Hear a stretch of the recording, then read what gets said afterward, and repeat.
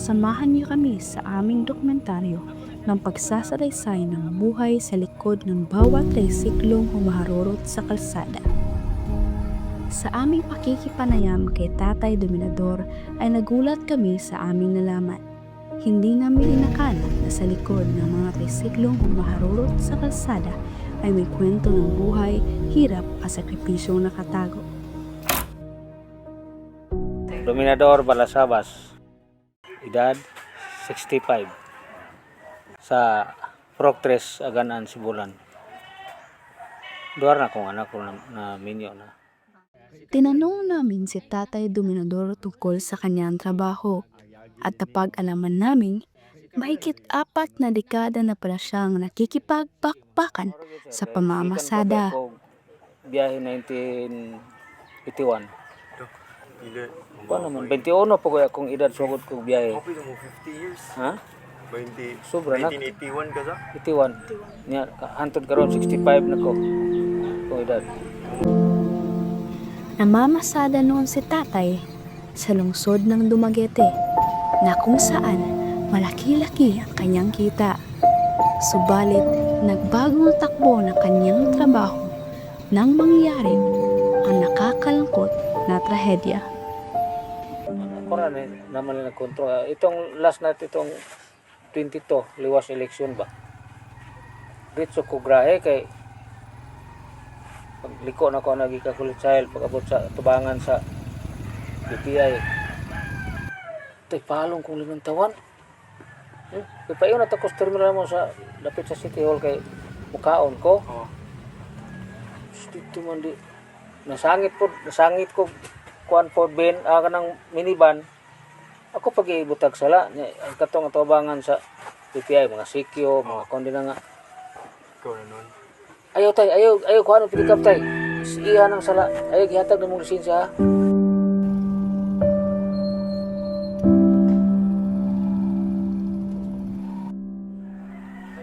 So nang Dumaguete pa ko dako niya kay diferensya naman kog matagod. Nakoy katarak mo nang di nako kabig Dumaguete kay kanabang paglingi-lingi traffic kayo. Nang ni kuan sa ko biyahe dia sa crossing. Mga duha na katuig ko ako kabiyag Dumaguete kay tungod na akong mata kaming katarak niya kay dahang mutambag nga po operahan wa man jud kaya sa man tag 70,000 man kanang kuan sa man gagwantan lang ko kung biyahe dia nga igo ra yung makakaon. Ang katarata na dumadagdag sa kanyang hirap ay hindi lamang sa kanyang mga mata, kundi pati na rin sa asawa.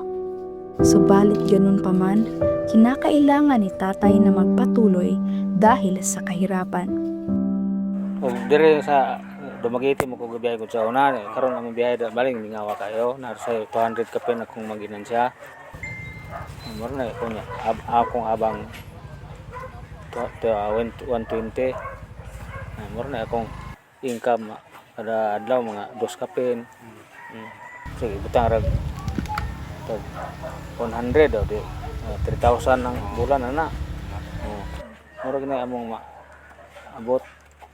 Ya, kanang income maigo na sa inyong pang-adlaw-adlaw nga gastos sa inyong Kulang gyud kay sir. kulang siya. Kulang kayo. Kanang among gipaabot nga 40 pesos kay duha ra may pasahero. Maabot nag 3 ka oras. Usa mi kalarga. Kadugay kayo ba? Mo ganing gi kon laman na siya tag-ura ka pasahero da kay ug paabot pa kag puno. Dugay mo. Dugay kayo. Ang igon lang makatulog ng unang sakay. Kay balik yung minusa kayo pasahero kay tungod aning sumasakay na nangawan pug mga sasakyan, mga motor. Unay nakalisod sa biyahe na mo diya. No, gikan ko to alas 6 mo patoy ikaduha ta na akong larga. Doon sa nung alas 9 naman yun. O gani mo ta man. Lisod kayo. O, maghulat pa man sila pasayro. Niabot ko sa crossing 6:35 pagod. Gikan ko dire 6:25. Kaya dito dayon ka-trip ko kausa. Mapatay to ikaduha. Nya pila ra nya 40 ra among gihulat. Nya mayo mapuno ka pagbalik wala man pod. Okay. Napol manghabal-habal na po man nakita habal. Si Tatay Dominador ay isang inspirasyon para sa lahat.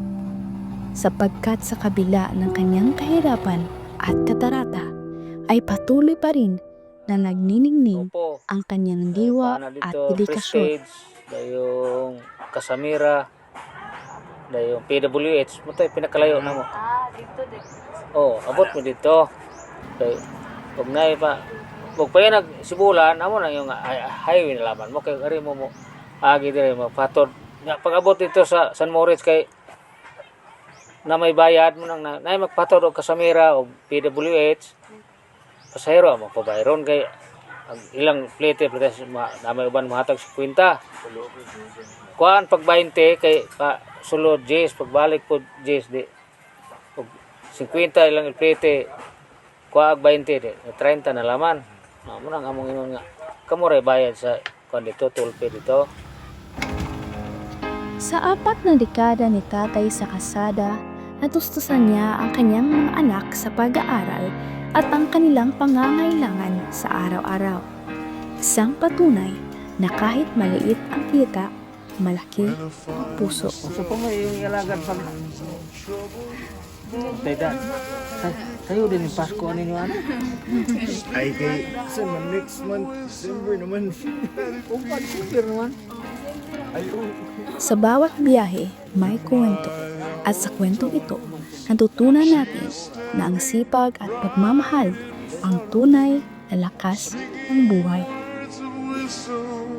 Let it be.